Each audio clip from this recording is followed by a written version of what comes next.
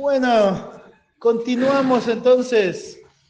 Ahí en la sesión anterior estuvimos hablando de la importancia de poder involucrar a la iglesia en nuestra vida familiar y en nuestras luchas y poder juntos crecer como familia y la iglesia local.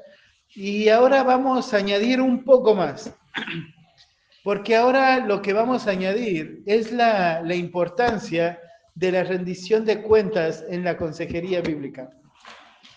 Entonces dijimos, ¿no es cierto? Lo primero, el poder ser un modelo a quien imitar es elemental para la consejería. El ser un líder piadoso y saber administrar tu hogar es lo que te va a hacer efectivo en la consejería. Pero cuando pensás en este aspecto, lo que deberías pensar es la vida del creyente como tal. Nunca fue planeada para ser independiente. Entonces la vida del creyente como tal fue constantemente planeada para poder batallarla a la par de hombres justos, de hermanos que están batallando y peleando a la par tuya. Así que la rendición de cuentas es este llamado de refuerzos. Es donde vos decides pedir ayuda y llamar a hombres que se sumen a tu batalla. Eh, Cuando pensamos en rendición de cuentas, lo que debemos entender es que la rendición de cuentas en la iglesia local debe entenderse como la disciplina del creyente de confesar los pecados los unos a los otros, donde tiene como objetivo poder depender del hermano en Cristo para batallar contra el pecado y vestirse del nuevo hombre, y el hermano tiene la responsabilidad de acompañarlo en la batalla, teniendo a los dos como meta poder ser presentados perfectos en Cristo Jesús. Entonces, cuando vos piensas en rendición de cuentas, lo que tienes que pensar es, rendición de cuentas es este mandato de confesar las ofensas los unos a los otros. La obediencia de este mandato va a tener como objetivo, por un lado, vos conseguir un compañero de batalla y por otro lado, tu hermano siendo responsable en acompañarte. Entonces, cuando pensamos en rendición de cuentas, los dos se ven con una misma meta, ser presentados perfectos en Cristo Jesús. ¿Qué es lo que piensa el mundo secular en cuanto a la confesión? Primero, la confesión, piensa el mundo secular, es la comunicación que tiene como fin una reducción de los sentimientos negativos a medida que aumenta la empatía y una tendencia a desistir de su derecho a castigar al culpable. Entonces, para el mundo, confesar es la forma en cómo vos vas a desahogar lo que está pasando en tu mente para que lo que sientes contra la otra persona se reduzca y para que desaparezca este deseo de buscar culpabilidad sobre el otro, ¿sí? Entonces, cuando vos mirás cómo el mundo secular entiende la confesión, lo que deberías pensar, el mundo secular entiende la confesión como este aspecto que te ayuda a dejar de cargar con aquello que te está amargando, ¿sí? Otro concepto es la confesión implica un desarrollo interior de la persona, pues se enfrenta a sus miedos, su ira, su tristeza, su amor, su ego herido y sus apegos. Este es un concepto de la psicología. Ellos lo que piensan en cuanto a la confesión es la parte del crecimiento personal del ser humano, es aprender a aceptar. Entonces, para ellos la confesión es este proceso de aceptación donde el hombre lidia con sus miedos, con su ira, con la tristeza, con el amor propio, con los apegos que han sido dañados, y entonces va a crecer la persona. Otro concepto que la psicología presenta en cuanto a este tema, dice, la confesión puede ser un proceso catártico y liberador, ya que permite que la persona exprese y libere enigmas, culpas o cargas emocionales que han estado llevando consigo. Al hacerlo, se busca obtener un alivio emocional y espiritual, así como una oportunidad para el crecimiento personal y la transformación. muy similar al otro, nada más que lo que está marcando acá es que la confesión tiene como fin el alivio emocional, ¿sí? Tiene como fin, ¿no es cierto?, el liberarte de la culpa, liberarte de las cargas emocionales que estás sintiendo. Otro concepto secular, dice la confesión, tiene como fin la aceptación, autocompasión y restauración de la integridad personal. Cuando una persona decide hablar de lo que otros le han hecho a ella, o cuando una persona decide contar algo a otros, ellos piensan, ¿no es cierto?, lo que está viviendo esta persona es un momento de liberación. Lo que está viviendo esta persona es, ¿no es cierto?, un proceso de aceptación, un proceso de autocompasión. Lo que esta persona necesita, ¿no es cierto?, es una restauración de toda la integridad de su ser. ¿Sí? Se ha escuchado últimamente mucho este concepto de tienes que aprender a aceptarte, ¿sí? Entonces, para ellos confesar es este paso de que el hombre aprenda a aceptar sus errores como naturales de él, que no cargue una culpa por algo que es tan natural como equivocarse, ¿sí? Entonces van a mirar el aceptar esa culpa como un proceso donde vas a verte libre. Vas a verte libre emocionalmente porque la culpa no va más a ser la carga que estás llevando. Entonces ellos piensan, ¿no es cierto? Esta es la forma en la que el hombre crece. El hombre crece siendo libre de la culpa y todas las situaciones emocionales que está cargando. Este es un pensamiento religioso. Dice el sacramento de la confesión. En el sacramento de la confesión estamos contando nuestros pecados al sacerdote que actúa en la persona de Cristo y con la autoridad de Jesús para escuchar, ofrecer orientación, proporcionar una penitencia y pronunciar las palabras de absolución. ¿Sí? Y cuando leemos esto, capaz nos puede parecer gracioso decir, ¿cómo piensan que el sacerdote puede hacer eso? Pero te digo que muchas de las veces que nosotros rendimos cuentas parece esto.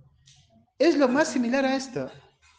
Porque vamos, contamos lo que estamos haciendo, la persona nos escucha y entonces nos dice, bueno, esto es lo que tenés que hacer y te sentís tranquilo. Te sentís tranquilo porque ya te escucharon, ya lo dijiste y ya te dieron tarea. ¿Sí? Y entonces en la actualidad, este aspecto de confesar nuestros pecados los unos a los otros se ha distorsionado mucho. Se ha distorsionado a tal punto que se ha convertido en el medio que ahora alivia nuestra conciencia. Cuando nosotros confesamos, ¿no es cierto?, nuestro pecado a nuestro hermano, no alivia la conciencia, debería cargar nuestra conciencia. Pero en la actualidad, el confesarle a otro lo que estás haciendo se ha convertido en este medio liberador, como el mundo secular lo entiende. Se ha convertido en este aspecto, ¿no es cierto?, de ya lo dije, ya me escucharon, me dieron tarea, liberé la carga. Y entonces el creyente ahora está lastimando su conciencia porque piensa en el momento que con contarlo es suficiente. Y eso no es rendición de cuentas, ¿sí? Rendición de cuentas no es solo ir y contar. Entonces, uno de los conflictos que tiene la iglesia hoy es justamente eso, comparar la rendición de cuentas con grupos de apoyo, ¿sí? Y entonces nos juntamos, ¿no es cierto?, en grupito, estamos charlando nuestras luchas. Yo les molesto a mi grupito de rendición de cuentas y digo, parecemos el grupo de Alcohólicos Anónimos, ¿no es cierto? Porque decís, hola, mi nombre es Cristian y esta semana le grité a mi hijo, ¿no es cierto? Entonces todos, hola Cristian, no lo vuelvas a hacer, ¿verdad? Y muchas veces actuamos de esa manera, porque eso nos deja tranquilos. Listo, ya conté que yo grité a mis hijos esta semana. Pero no es eso rendición de cuentas. Muchas veces también, ¿no es cierto?, confundimos la rendición de cuentas con terapias profesionales, donde, ¿no es cierto?, vamos, nos sentamos, le contamos a otro lo que nos está pasando y esperamos que con el consejo de esta persona me deje alivio, ¿sí? Me ayude a sentir paz, me ayude a estar más tranquilo con lo que me está pasando. Pero no es eso lo que el Señor busca. La confesión de pecados de los unos a los otros no es como el sistema secular lo plantea, sino que debemos verlo como un modelo bíblico. Entonces, muchas veces otra de las mentiras que se ha planteado es que entonces la confesión de pecados debe solamente darse en momentos específicos, con personas específicas, que ha hecho que ahora la imagen de la iglesia se vaya distorsionando en gran manera, donde yo puedo decidir, ¿no es cierto?, y pensar, ese hermano es demasiado inmaduro como para escucharme lo que está pasando. O ese hermano, ¿no es cierto?, no creo que me entienda. Yo necesito a alguien que sepa qué decirme, alguien que tenga, ¿no es cierto?, conocimiento bíblico para que me pueda guiar. Pero en realidad cuando vos miras el mandato, que lo vamos a ver ahora en un rato, de confesar nuestras ofensas los unos a los otros, solamente pone requisitos específicos. Primero, que sea un hombre justo, que esté realmente viviendo una vida justa, que haya sido justificado por Cristo y que su vida evidencie que ha sido justificado, que esté batallando. Y por otro lado, ¿no es cierto?, lo que necesita es de la oración de este justo. Entonces, cuando vos miras el pasaje de Santiago que vamos a estar estudiando más adelante, lo que pide del creyente es que ores por el que está batallando. Santiago, cuando habla de la dinámica de los unos a los otros en el aspecto de la confesión, lo que está mostrando es la necesidad que hay de que tu hermano ore por vos para que tu victoria dependa de la oración de tu hermano. Entonces, no necesitas un hermano que tenga toda la teología en su cabeza, necesitas un hermano que sea creyente y que viva una vida justa. Ahora, cuando pensamos en este aspecto de rendición de cuentas y de confesión de pecados, vamos a mirar el concepto bíblico en cuanto a la confesión. Lo primero es, ¿qué entiendo por confesión? ¿Qué entienden ustedes por confesión de pecados? ¿Qué piensan? ¿Qué? ¿Qué? ¿Qué piensan? ¿Qué entienden por confesión de pecados? Reconocer, por ejemplo, que lo que Dios dice que es pecado no es. Ajá. Sí, sería decir lo que dice Dios acerca del pecado, ¿no? Reconocer, si Dios dice que es pecado, es pecado. Uh-huh. Sí, entonces parte de confesar, dirías, es reconocer. ¿Sí? Bien, gracias. ¿Qué otra cosa? ¿Qué piensan por confesar? ¿Qué es confesar? Parte de confesar sería arrepentirse. Uh-huh. Sí, sí, sí. ¿Qué más? ¿Qué es confesar? Hablar.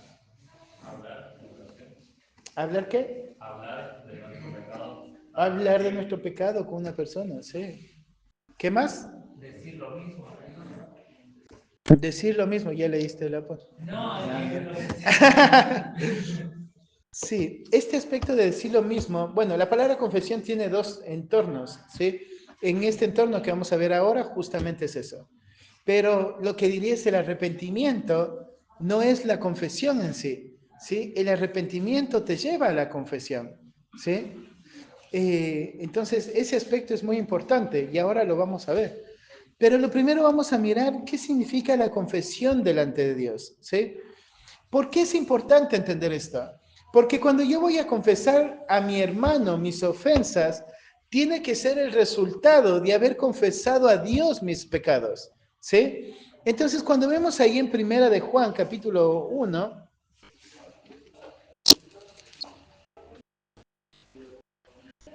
lo que va acá a mostrar Juan es que el que verdaderamente tiene comunión con Dios, ¿sí? Y realmente está en luz, este hombre que está andando en luz y que tiene comunión con Dios, hay algo que le va a caracterizar a este hombre. Y lo que le va a caracterizar a este hombre es que lo que diga tiene relación con cómo vive. Entonces cuando dice, mira en capítulo 1 de Primera de Juan, dice, si decimos que tenemos comunión con Él y andamos en tinieblas, mentimos y no practicamos la verdad. Pero si andamos en luz, como Él está en luz, tenemos comunión unos con otros, y la sangre de su Hijo Jesucristo nos limpia de todo pecado. De vuelta dice, si decimos que no tenemos pecado, nos engañamos a nosotros mismos, y la verdad no está en nosotros. Versículo 9, si confesamos nuestros pecados, Él es fiel y justo para perdonar nuestros pecados y limpiarnos de toda maldad. Versículo 10, si decimos que no hemos pecado, le hacemos a Él mentiroso y su palabra no está en nosotros. Cuando Juan está desarrollando este pasaje, después de decir que Dios es luz y no hay ninguna tinieblas en Él lo que mira es que de esta verdad hay tres grupos de personas que podrían mostrarse, ¿sí? El primer grupo de personas es el que dice que tiene comunión con Él, pero anda en tinieblas, ¿sí? Perdón, cuatro grupos de personas. El que dice que tiene comunión con Él y dice, sí, yo tengo comunión verdadera con el Padre, pero en su andar diario solamente anda en tinieblas. Dice, entonces mentimos y no practicamos la verdad. Esta persona que dice, ¿no es cierto? Yo tengo comunión con Cristo, yo realmente lo conozco, pero en su andar refleja de que no es así. Entonces dice, estás mintiendo, ¿sí? Estás mintiendo y no estás en la verdad. De vuelta se repite este término, si decimos que no tenemos pecado, nos engañamos a nosotros mismos y la verdad no está en nosotros. Entonces, esta persona, el decimos que no tenemos pecado, no sé qué, si decimos que no tenemos pecado, ¿no es cierto? Es esta persona que está diciendo, para el momento, ¿no es cierto? Había este grupo de personas que pensaba, si yo ya fui perdonado, ¿sí? Y Él ya pagó toda mi deuda, entonces el pecado ya no es una realidad en mí, ya no hay pecado, ¿sí? Entonces dice, bueno, hay un problema con los que piensan esto. Hay un problema con los que dicen, no, ya está, yo no lucho más con eso, ¿sí? Eso ya no, ya fue, pasó, eso es de la vieja vida, no lucho más. Hay un problema grande, dice acá Juan. Dice, el problema es que nos engañamos a nosotros mismos, pero añade algo más. Y dice, la verdad no está en nosotros, ¿sí? Entonces, cuando Juan mira, ¿cuál es el problema del que dice, yo ya no tengo pecado? El problema no es que diga no tengo pecado. El problema es que la verdad no está en él, porque se está engañando a sí mismo, porque la verdad evidencia que todavía hay pecado en él. El otro grupo que está en el versículo 10 es si decimos que no hemos pecado, ¿sí? Dice, entonces le hacemos a él mentiroso y su palabra no está en nosotros. Entonces hay esta seguidilla, ¿no es cierto? De si decimos, si decimos, si decimos, y en medio de todo eso está el si confesamos. Y la razón por la cual está ahí el confesamos es porque esta palabra confesamos tiene un sentido de admitir un hecho del que somos culpables, del que estamos siendo acusados, perdón. Esta palabra, si confesamos, es un término judicial. Y lo que está mostrando es como alguien que está siendo llevado a juicio y le ponen toda la evidencia delante de él. Y esta palabra, si confesamos, es cuando él tendría que decir, es verdad, yo lo hice, ¿sí? Yo soy el culpable. Entonces, esta palabra confesamos es aprender a admitir el hecho de la manera en cómo Dios te lo está presentando. Es cuando Dios dice, ¿no es cierto? No es que te gusta comer mucho, sos un glotón. Y vos dices, es verdad, soy un glotón. Eso es confesar. Confesar es admitir un hecho de la manera en la que Dios te está acusando, ¿sí? Confesar es ponerte como culpable de lo que Dios te llama culpable, ¿sí? Entonces, cuando vos pensás en esta palabra, cuando dices si confesamos, es este paso que debe dar el creyente, el verdadero creyente, de entenderse culpable de un acto pecaminoso, ¿sí? No de entenderse víctima del mundo que le pone tropiezo, no de entenderse víctima de la tentación a la cual se dio, sino de entenderse culpable del hecho que cometió. Y entonces confesar en este aspecto de Primera de Juan va a decir esto, ¿no es cierto? Estar de acuerdo con algo, admitir el hecho del que me acusan, soy culpable, ¿sí? Dices que soy ladrón, lo acepto, ¿sí? Eso sería confesar. El decir yo lo hice, yo lo soy, ¿sí? Es decir la misma cosa. Ya sea, ¿no es cierto?, de una afirmación o de una acusación, esta palabra entonces nos transmite la idea de alguien que admite el ser culpable de lo que le están acusando, ¿sí? Entonces, cuando vemos este término, si confesamos, también lo podemos ver en el Antiguo Testamento. Y, por ejemplo, en el Antiguo Testamento vemos en la oración del rey de Ezequías este acto, ¿no es cierto?, de cómo él está admitiendo lo que él piensa delante de Dios. Vemos en el Salmo 32:5, cuando él nos habla de la decisión que tomó de no encubrir el pecado delante de Dios, sino de confesarlo. Vemos en el Salmo 51, ¿no es cierto?, a David reconociendo su pecado, reconociendo que lo hizo delante de Dios y clamando a Dios por limpieza, por la vindicación de su corazón. Entonces, cuando pensamos en confesión, no es acercarme a Dios de manera mecánica y decir, Señor, es verdad, yo pequé. Confesar, ¿no es cierto?, no es ir delante de Dios en oración y decir, Señor, perdón porque nuevamente caí. Confesar no es ir delante de Dios sin tener la intención real de abandonar el pecado por el cual estoy pidiendo perdón. Entonces ahí nuestro hermano Pablo decía, ¿no es cierto?, confesar es arrepentimiento. Y yo decía, no, el arrepentimiento es lo que te lleva a la confesión. La forma en la que vos llegas a Dios para pedirle perdón por lo que hiciste es porque estás arrepentido de haberlo hecho. Es porque te entiendes culpable de haberlo hecho, entonces te arrepientes de haberlo hecho y pides perdón a Dios por haberlo ofendido. Si es que eso es real, entonces la forma en la que llegas a Dios es con la intención genuina de abandonar el pecado. Porque arrepentirse justamente es este cambio de intención, de emoción, de voluntad, donde yo digo, no quiero saber nada más de este pecado, no quiero sentir nada más de este pecado, yo no quiero hacerlo más, lo odio, ¿sí? Y entonces voy a Dios y le digo, perdón, límpiame, perdóname, yo no quiero hacerlo más. La verdadera confesión es, ¿no es cierto?, acercarte a Dios con la intención genuina de abandonar aquello que estás admitiéndote culpable, ¿sí?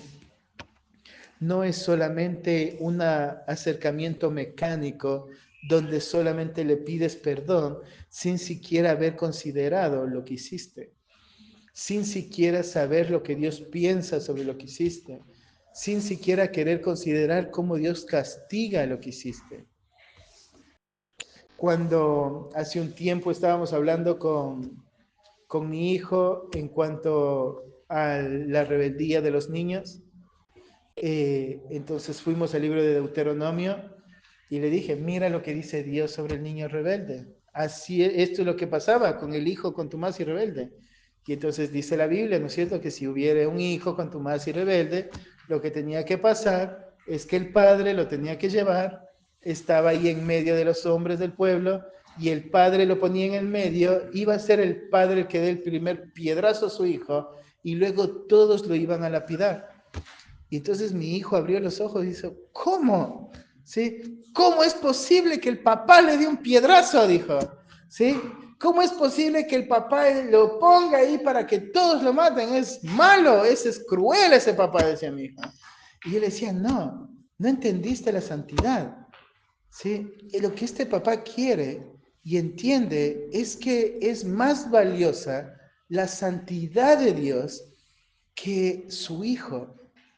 Lo que este papá entiende es que es mejor que su hijo muera apedreado que permitirle vivir rebelde, ¿sí? Eso es lo verdadero. Entonces, cuando nosotros nos acercamos a Dios, lo que debemos tener en mente es, esto es lo que Dios piensa. Dios no ve la rebeldía como algo simple. Dios le ve la rebeldía como algo tan malo que estaba dispuesto a que su hijo muera apedreado por ser rebelde. Y a veces cuando nos acercamos a pedir perdón a Dios por nuestro pecado, pasamos por alto qué es lo que piensa Dios sobre este pecado y qué es la forma en la que quiere castigar Dios el pecado. Porque confesar es admitir todo este hecho. Es admitir no solamente, sí, yo pequé, Señor, sino es, ¿no es cierto?, reconocer, como David, he hecho lo malo delante de tus ojos. Sí, contra ti solo he pecado. He hecho lo malo delante de tus ojos. Vos te vas a mostrar justo. Entonces lo que David está pensando en ese momento, ¿no es cierto? No es solamente yo forniqué. Él está pensando, no me importó que vos me vieras. No me importó que vos estuvieras ahí. Yo no te temí, Señor. Perdóname, límpiame, lávame. Él está con este deseo, Señor, cambia mi corazón.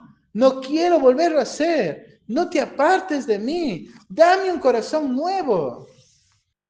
Eso es confesión. Confesión no es solo acercarme a Dios vez tras vez y decir, bueno, Señor, perdóname. Señor, otra vez estoy aquí, perdóname. Señor, nuevamente hoy tuve una situación, perdóname. Porque es llamar al pecado como debemos llamarlo. Entonces, podemos ver en la Escritura características de lo que implicaría una verdadera confesión. Primero, dijimos, ¿no es cierto? Acá esta palabra confesar implica la admisión real de lo que he hecho contra Dios. Entonces, no es, ¿no es cierto?, confesar, no es pensar, Señor, perdón por mi ira, pero si Él no me decía estas palabras, realmente no hubiera sucedido esto, Señor. ¿Sí? Entonces, la admisión real es entender, no importa lo que sucedió, yo tenía la opción de pecar o no pecar, y decidí pecar, Señor. ¿Sí? Yo realmente lo hice, no importa cómo sucedió, no importa qué fue lo que motivó, yo pequé, y tenía la opción de no hacerlo, y decidí hacerlo. Yo pequé, Señor. Otra característica, ¿no es cierto?, sería un entendimiento claro de cómo Dios llama mi pecado. No quiero excusar mi pecado, no quiero minimizar mi pecado. Quiero llamar a mi pecado como Dios llama a mi pecado. Entonces, ¿no es cierto?, decimos, Señor, perdón porque nuevamente vi una mujer en la calle. Pero Dios nos llama, no muestra en ningún momento esto, ¿no es cierto? Él dice, codiciaste, ¿sí? Adulteraste, y es, Señor, perdón por codiciar a alguien que es criatura tuya. Señor, perdón por adulterar y no deleitarme en la mujer que tú me has dado.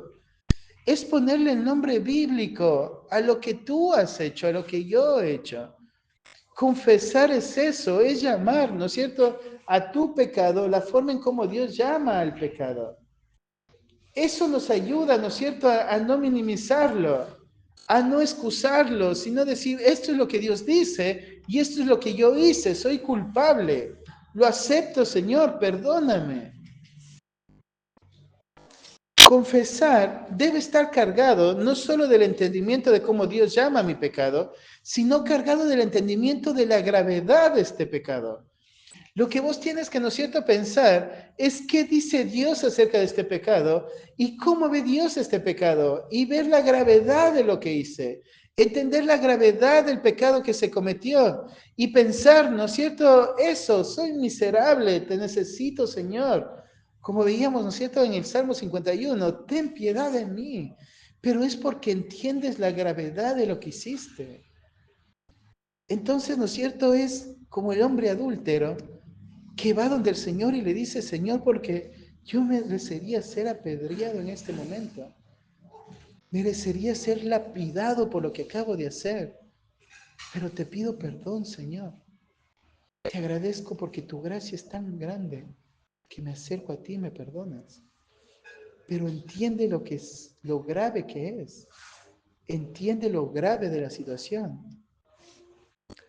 También un entendimiento de cómo Dios castiga este pecado. Y luego un reconocimiento del daño que el pecado ha producido.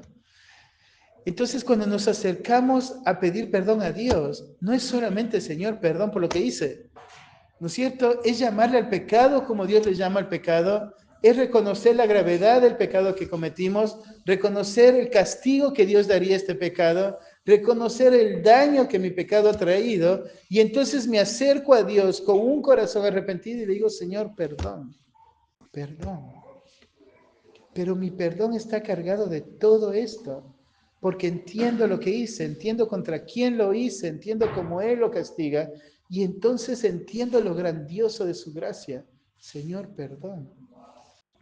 Y entonces acá Juan, ¿no es cierto?, muestra cómo este aspecto de confesar nuestros pecados a Dios es muy diferente a cómo el mundo secular lo entiende. Porque leímos los conceptos, ¿no es cierto? Y el mundo secular entiende la confesión como un aspecto de traer alivio emocional, de traer una liberación de la carga. Pero acá más vale la confesión delante de Dios. Lo que debería traer, ¿no es cierto?, es una carga mucho más grande a tu conciencia. Porque ahora estamos realmente convencidos de lo que Dios dice y de lo que Dios quiere que haga. Y entonces ahora Dios, ¿no es cierto?, está obrando en nuestro corazón. Y lo que sigue a esto es lo importante. Porque acá dice, ¿no es cierto?, si confesamos, dice, Él es fiel y justo. Esta palabra fiel Él es confiable, ¿sí? Él es digno de toda confianza. Cuando vos miras, ¿no es cierto?, esta palabra fiel, esto apela, ¿no es cierto?, a este carácter del Señor de que Él no va a hacer lo que no tiene que hacer. Él es confiable, Él va a responder de acuerdo a lo que tiene que hacer. Pero Jesús, Dios es fiel a sí mismo, ¿sí? Entonces, Él no va a dudar en dar compasión y misericordia y perdón al que debe dar perdón, y va a dar juicio al que debe dar juicio, porque es fiel y justo. Entonces, así como es fiel y justo para perdonar y limpiarte, va a ser fiel y justo para condenarte, para condenarme si la forma en la que yo me acerco a Él no es realmente con un corazón convencido del pecado. Pero muchas veces miramos la confesión como este aspecto secular, donde yo voy a Dios y lo que no quiero es abandonar el pecado, sino que lo que quiero es sentirme tranquilo. Quiero, ¿no es cierto?, quitar de mi cabeza este dolor por haber hecho algo malo, esta culpa por haber pecado, esta culpa de decir, digo, ¿cómo pude haberlo hecho? Y entonces vamos a Dios avergonzados, pero esa vergüenza no significa arrepentidos, porque lo que sigue después de lo que le digo a Dios es lo que evidencia si lo que le dije a Dios es genuino. La forma en cómo me acerco, la forma en cómo entiendo y lo que sigue después es lo que va a mostrar si lo que yo le dije a Dios es cierto. Si yo le digo perdón por esto que hice, lo que implica es, ¿no es cierto?, no voy a hacerlo más. Así que después de esa oración, lo que queda es echar mano de todos los medios de gracia posibles para poder abandonar esto por lo que le estoy pidiendo perdón, por lo que estoy pidiendo que me limpie. Lo que sigue es estirarme a vivir una vida santa.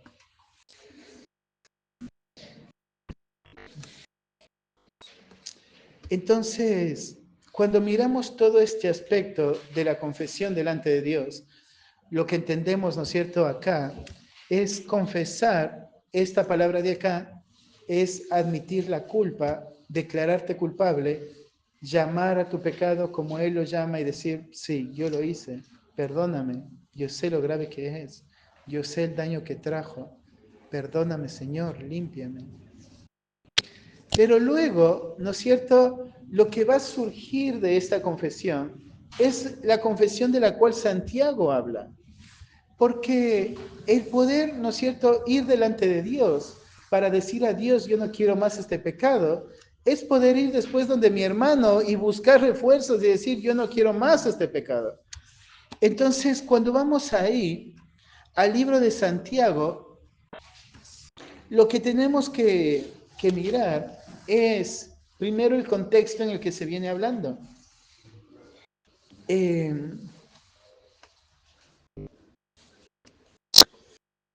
Entonces Santiago va cerrando su carta y ahí en Santiago, cuando va cerrando su carta, Santiago va a ir terminando mostrando la vida de comunión o la vida de dependencia que el creyente debe tener. Y entonces va a ir en aumento, va a ir, ¿no es cierto?, diciendo la debida dependencia hacia Dios, la vida de dependencia hacia su hermano, la vida de dependencia hacia sus autoridades y luego la vida de dependencia unos a otros. Entonces, cuando dice, ¿está alguno afligido? Haga oración. ¿Está alguno alegre? Cante alabanza. ¿Está alguno enfermo? Llame a los ancianos y oren por él, ungiéndole con aceite en el nombre del Señor. Y la oración de fe salvará al enfermo y el Señor lo levantará. Y si hubiere cometido pecado, le serán perdonados. Y entonces llega este aspecto cuando dice, confesaos vuestras ofensas unos a otros y orad unos por otros para que seáis sanados. La oración eficaz del justo puede mucho.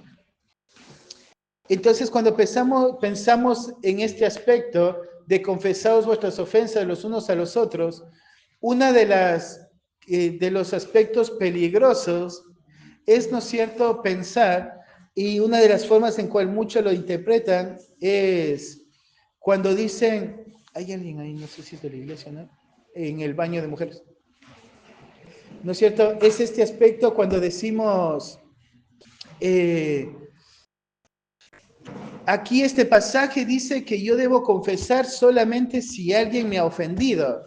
Entonces, yo no veo esta práctica como algo que tengo que hacer con mi hermano o con cualquier hermano, sino solamente con mi hermano que me ofendió.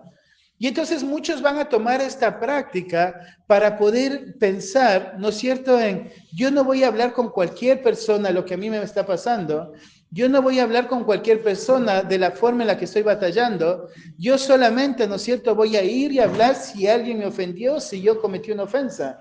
Entonces limita su vida de batalla solamente con aquel hermano que ha ofendido o le ha ofendido, ¿sí? Esto ha hecho que ahora dentro de la iglesia local se forme, ¿no es cierto?, o se genere un pensamiento de autopreservación, donde nos ha llevado a pensar, hay un problema muy grande o es un peligro muy grave que mi hermano sepa con lo que yo estoy lidiando. Y la pregunta es, ¿por qué sería grave? ¿Qué no puede saber tu hermano que sí sepa Dios? ¿Por qué Dios puede saberlo y tu hermano no? ¿Qué puede ser tan grave que tu hermano no pueda orar por eso? Y entonces se genera este pensamiento de autopreservación. Se estimula una vida de individualismo, donde yo pienso, ¿no es cierto?, mientras yo esté bien con Dios y yo le cuente mis cosas a Dios, entonces yo he hecho mano de Cristo y voy a vivir una vida de victoria confiado en que Él me va a ayudar. Y entonces se estimula esta vida individual, donde pienso, yo puedo hacerlo, ¿sí? Y solamente en casos mayores, en eventos que sean mucho más graves, voy a echar mano de los hermanos de la iglesia. Pero la vida dentro de la confesión, la vida de confesión de pecado dentro de la iglesia local, ha sido cuestionado mucho. Ha sido cuestionado justamente porque al momento de pensar cómo la falsa religión promete, ¿no es cierto?, o promueve este aspecto de confesar, recibe, ¿no es cierto?, tu tratamiento y quedas liberado, entonces ha hecho que nosotros generemos naturalmente un rechazo a esta práctica. Sin embargo, lo que tenemos que pensar es cómo todas estas mentiras han distorsionado, ¿sí?, lo que el hermano cree o lo que el creyente cree. Está distorsionada la eclesiología. Cuando alguien dice, yo no tengo por qué compartir mis luchas con nadie, lo que está evidenciando es que está entendiendo mal la eclesiología. Está pensando de la iglesia de manera distorsionada. Está pensando que la iglesia existe para su beneficio y entonces se cree en el derecho de elegir quién le es un hermano que le beneficia y quién es un hermano que es mejor no tomarlo en cuenta. Está pensando, ¿no es cierto?, yo puedo sin la iglesia solo me es útil cuando yo ya no pueda hacerlo. Es una eclesiología distorsionada. Tiene su antropología, ¿sí?, lo que él entiende en cuanto al hombre es distorsionado. Él no entiende la incapacidad propia que tiene de vivir la vida que le agrada a Dios sin el servicio mutuo de los unos a los otros. Él no entiende lo engañoso que es su corazón. Él no entiende, ¿no es cierto?, cómo Dios lo ha formado para tener comunión y cómo el pecado está afectando a esta área específicamente. Su amartiología está distorsionada. Él no está consciente del daño que el pecado ha causado. No está consciente de que su razonamiento es alterado. No está consciente, ¿no es cierto?, de que su corazón está engañado. No está consciente del peligro que es el pecado contra el cual está decidiendo batallar solo. Su soteriología está distorsionada porque no está entendiendo lo que implica la santificación progresiva. No está entendiendo que la santificación es vital en la vida de aquel que se llama creyente y la forma en como Dios lo diseñó es que sea santificado por medio de la oración de los hermanos. No está entendiendo bíblicamente la gracia y todos los medios de gracia que Dios ha dejado. Entonces, cuando pensamos, ¿no es cierto?, aquel hombre que dice, yo puedo hacerlo solo, no necesito de alguien más que se involucre en mi vida, lo que estamos pensando es este hombre está teniendo una teología tan equivocada que no logra ver lo verdadero. Su teología está errada. No es solamente el pensamiento está errado, lo que él cree está errado. Y está tan errado que se permite pensar, yo puedo hacer de la iglesia lo que yo quiero y yo puedo vivir la vida de iglesia como yo quiero. Y es, ¿no es cierto?, en este momento yo no necesito a la iglesia. En Santiago 1:16 dice, confesaos vuestras ofensas. Este término confesaos es bastante similar al de 1 Juan capítulo 1, verso 9, nada más que en el original vos vas a mirar un aspecto muy diminuto pero importante que le acompaña, porque acá en Santiago capítulo 1, lo que le acompaña a la palabra de confesar es un ek, que significa hacia afuera, ¿sí? Entonces, en diferencia de confesaos, de 1 Juan capítulo 1, verso 9, en Santiago dice la misma palabra, pero es confesar hacia afuera. Una de las formas que era usada esta palabra en el término secular era para cuando un narrador se paraba a contar historias. Esta palabra era usada para decir, narra tu historia, ¿sí? Entonces, la misma palabra que es confesar trae la idea de narra lo sucedido o narra la historia. Este término que se le añade nos indica cómo ponerlo afuera, decirlo hacia afuera, exponerlo, sacarlo a la luz. Entonces, mientras el término de 1 de Juan significaba ponte de acuerdo y acepta tu culpa, este término de Santiago lo que está diciendo es expresa hacia afuera la misma cosa, ¿sí? Expresa hacia afuera. O ponerme de acuerdo hacia afuera, expresarlo públicamente.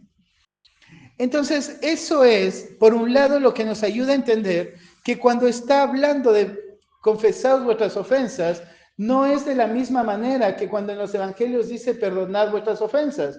Entonces, sí, vas donde tu hermano que ofendiste y pides perdón.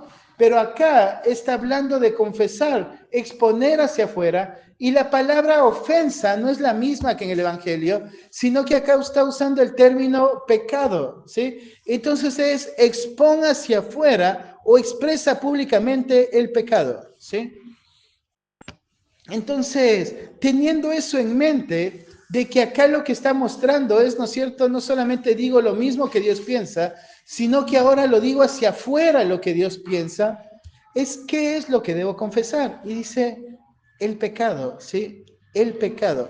No solo algo realizado contra otra persona, sino el pecado. En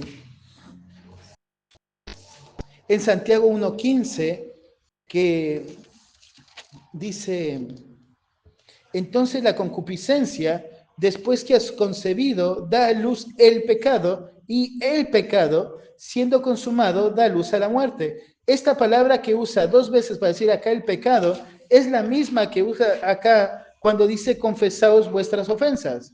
Entonces es expresa hacia afuera el pecado, ¿sí? Di lo mismo o ponte de acuerdo, acepta tu culpa hacia afuera.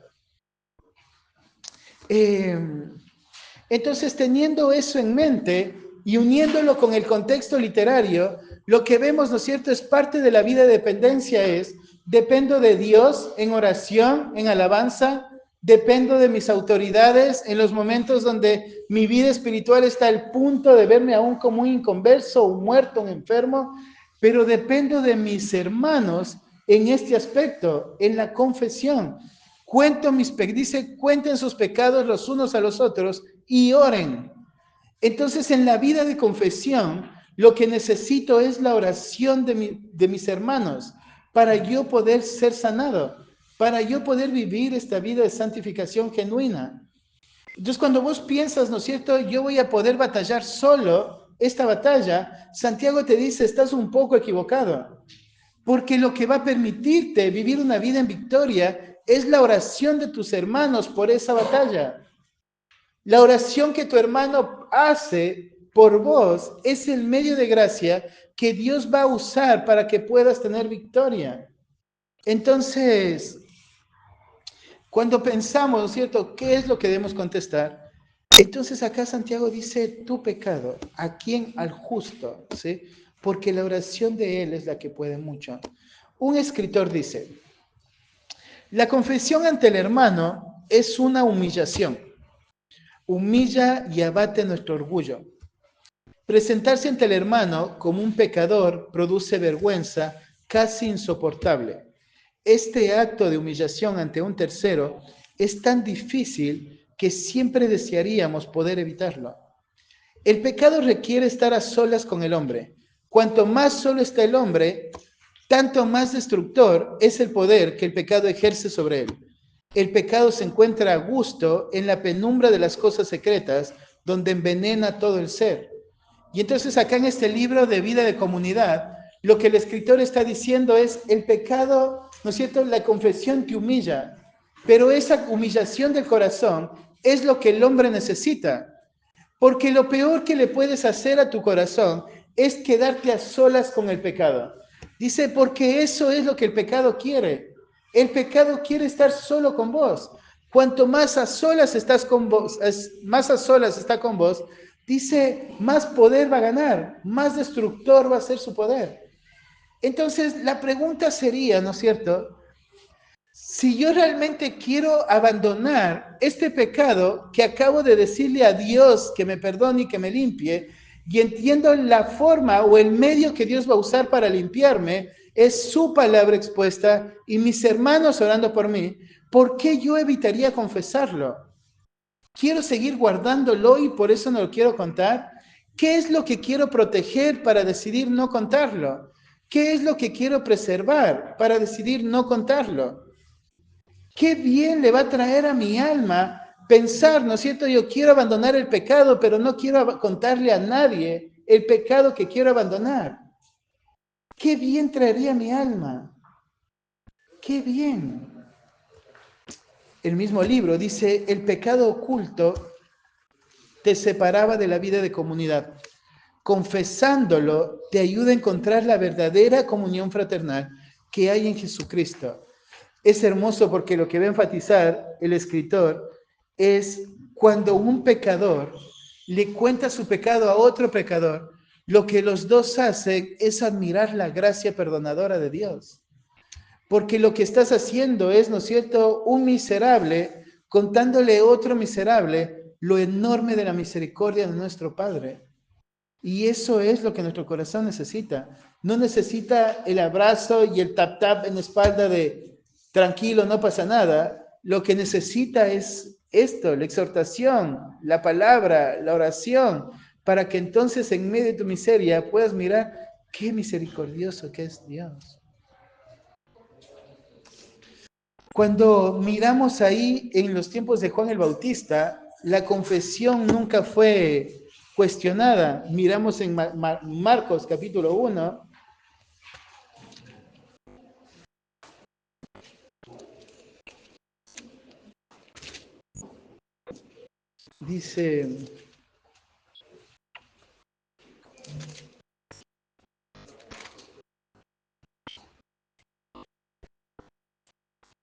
Dice, y salían a él toda la provincia de Judea y todos los de Jerusalén, y eran bautizados por él en el río Jordán, confesando sus pecados.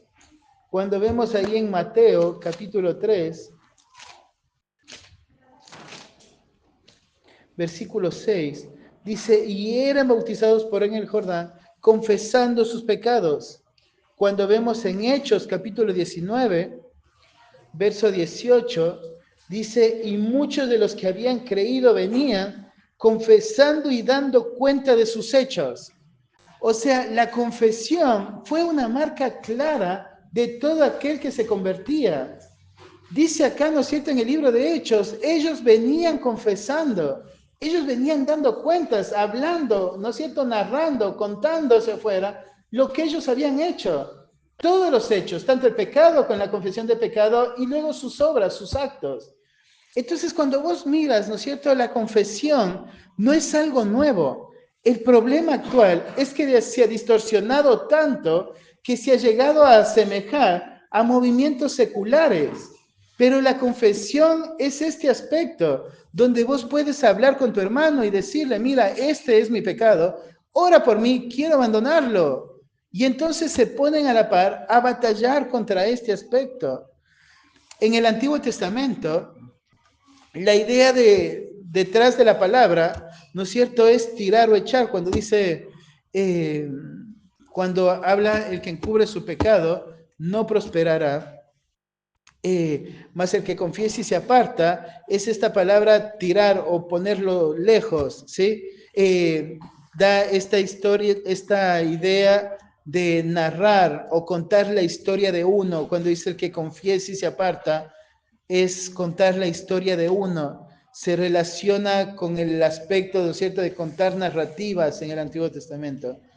Me gusta mucho también porque cuando dice este término confesar, da la idea de poder marcar el pecado cometido, como que apuntándose a lo que sucedió. En la confesión de pecado, ¿no es cierto? Cuando yo decido confesar, voy a humillar completamente mi corazón al punto de que va a desaparecer todo acto de autojustificación. La confesión nos permite disfrutar completamente del maravilloso diseño de la gracia de Dios para nuestra vida. Cuando Jay Adams define la confesión, dice, la confesión es el acto de reconocer la propia culpa al decirle a otro que ha cometido la injusticia de la que se le acusa. Dice, es así de fácil, es ir donde tu hermano y decirle, mira, yo soy culpable de esto. Sí, yo realmente lo hice. Dice Bonhoeffer, dice lo siguiente, la invitación a confesarse con el hermano y a recibir el perdón fraternal en el seno de la comunidad cristiana es una invitación a aceptar la gracia de Dios en la iglesia. ¿Sí? Cuando, ¿no es cierto?, se acerca a hablar tu hermano, entonces es solo mostrar y evidenciar, mira, esto es lo grandioso de la gracia. ¿Por qué debemos practicar la confesión? Santiago dice, para que seáis sanados, ¿sí? Usa el término sanados porque hasta acá Santiago ha venido mostrando, ¿no es cierto?, cuando habla de llamar a las autoridades, el pecado y el efecto del pecado como alguna enfermedad, como una debilidad, como un punto casi muerto en el hombre. Y entonces dice, la oración de tu hermano es lo que Dios va a usar para que sea sanado, para que sea restaurado, refiriéndose a santificado. Entonces, ¿por qué confesar? Porque es el medio que Dios ha dejado para que tu pecado no quede oculto y entonces vos puedas vencer en victoria. Dios quiere que nuestra vida de santificación sea en dependencia de nuestros hermanos.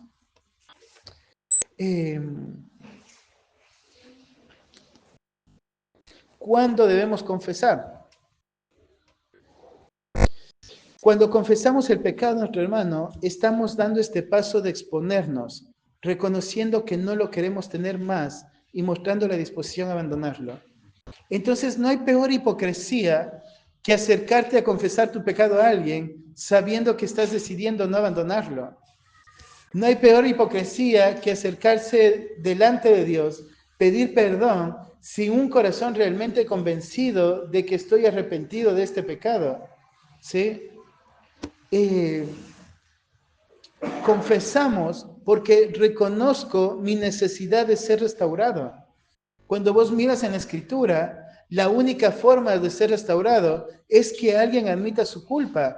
Cuando un hermano es encontrado en pecado, cuando un hermano es confrontado con su pecado, cuando un hermano, ¿no es cierto?, habla su pecado, cuando un hermano está extraviado y alguno le hace venir de su pecado, el fin de todo esto siempre es la restauración del hermano. Entonces, confesar el pecado implica este acto, ¿no es cierto?, de humillarte, de reconocer la necesidad de la vida de cuerpo y de reconocer que necesitas ayuda, necesitas ser restaurado, ¿sí? Necesitas que tu hermano se pare al lado tuyo y te levante.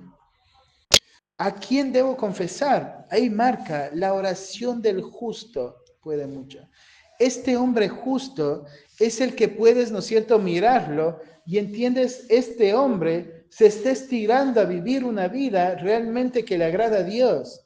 Es este hombre que puede evidenciar Romanos capítulo 6, que no vive una vida entregada al pecado, que no presenta a sus miembros como instrumento de iniquidad, que está viviendo y vives en su vida este fruto de salvación, que tiene, si estás convencido de que tiene como fin la vida eterna. Este es el justo.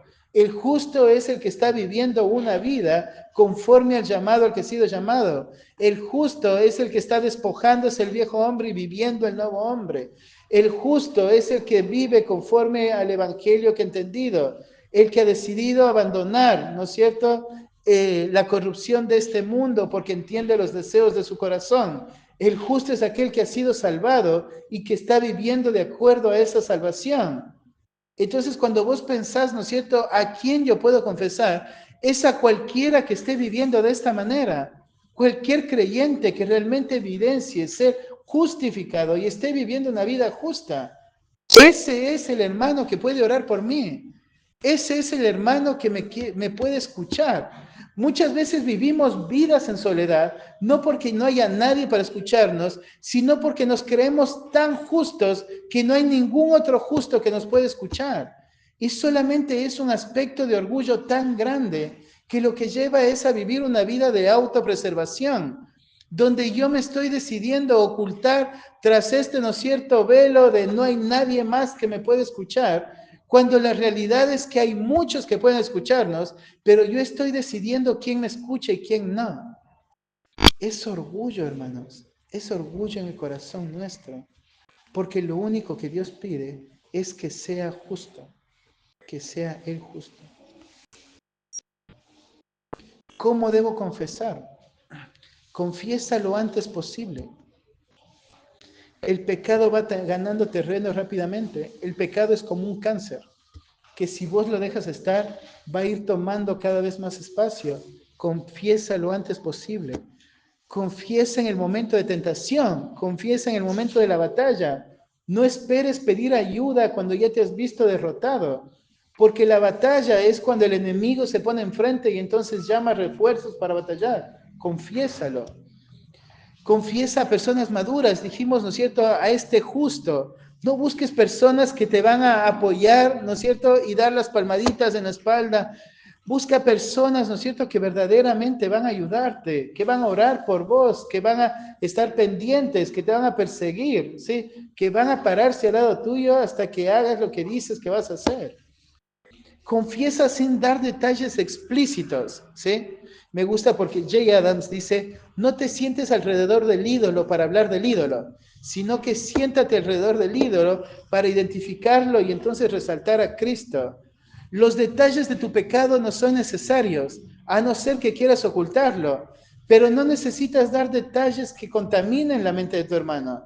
Necesitas hablar lo que es para edificación, lo bueno, pero tampoco necesitas ocultar tu pecado, necesitas hablarlo sin contaminar, ¿sí? No es importante el ídolo y cómo te sedujo, es importante tu deseo de abandonar, destruir, desmenuzar y beberte ese ídolo, ¿sí? ¿Qué tengo que hacer entonces? Primero, ora a Dios. Si tienes algo que confesar, lo que dijimos, ve y confiesa. Pero ¿cómo busco compañeros de batalla? Ora a Dios. Ora a Dios por hermanos que se conviertan en tus aliados, ¿sí? Busca hombres que te acompañen en la vida de batalla. Si vos piensas, no hay hombres que me puedan acompañar, entrena hombres para que te acompañen. Dile, mira, ¿es esto lo que me tienes que preguntar cuando yo te diga que estoy batallando? ¿Es esto los versículos que me tienes que decir? ¿Son estas las palabras que me tienes que exhortar? Enséñales a batallar con vos, ¿sí? Porque no es que faltan hombres, falta deseo de entrenar. Porque es como darle a una persona no solo la pistola para que te dispare, sino enseñarle a disparar de tal manera que te mate si tiene que hacerlo. Entonces, hazlo diestro en acompañarte. Hazlo diestro en poder exhortarte. Dale todas las herramientas. Busca hombres que te acompañen. Confiesa de forma intencional. Aprovecha cada oportunidad que tengas con hermanos para exponer tu corazón. Dijimos, si ya le dije a Dios, ¿cuál es el problema de que alguien lo sepa? Sí, sé intencional en exponerlo. Participa de la vida de cuerpo. Enséñale a tu conciencia que la iglesia es el medio de gracia que Dios ha dejado para que puedas vivir en victoria. Haz de la confesión una práctica común en la vida familiar. Enséñale a tus hijos a confesar. Practica la confesión con tu esposa. Ayúdale a tus hijos a establecer planes de batalla, a mirar su pecado, humillar su corazón. Reconoce tu debilidad. Dale el ejemplo a tu familia de cómo vos confiesas tu pecado. Dale ese ejemplo. Instruye a tus hijos en cuanto a la confesión bíblica en la vida familiar. Entonces, hermanos, cuando pensamos en la rendición de cuentas, lo que debemos pensar, ¿no es cierto?, es este siguiente paso de lo que veníamos hablando. Si pensamos la iglesia es lo que mi familia necesita, lo que debemos tener en mente es yo necesito la iglesia. Yo necesito la iglesia porque para ser el líder que Dios quiere que sea, para ser el padre que Dios quiere que sea, para ser el esposo que Dios quiere que sea, Dios ha dejado la iglesia para eso. Dios ha dejado la iglesia para exhortarme, para restaurarme. Dios ha dejado la iglesia para instruirme. Dios ha dejado la iglesia. Entonces la consejería bíblica no se ve aislada de la vida de cuerpo. La consejería bíblica debe ser orientada y estimulada a que se pueda vivir dentro de la vida de cuerpo. Las tareas que se manda hacer, los pasajes que se manda estudiar, tiene que ser para orientar a mi hermano a que el mayor bien que él tiene es echar mano de la iglesia y de todos los medios de gracia que ha dejado Dios en la iglesia. Así que, queridos hermanos, yo no sé cómo es su vida en esta área, pero yo te animo y te exhorto a que no permitamos que nuestro corazón se engañe. Y que nuestro corazón se engañe pensando, yo estoy bien sin hacerlo. Que nuestro corazón se engañe y diga, pero ya es suficiente con hablarlo con Dios, ¿para qué hablarlo con alguien? Que nuestro corazón nos engañe pensando, yo puedo hacerlo solo. Hasta el momento lo vengo haciendo y mira, no me ha ido mal. Que nuestro corazón no se engañe. No se engañe, porque es tan fácil vivir una vida de pecado oculto. El problema es dejar de darnos cuenta. La conciencia se lastima muy fácil.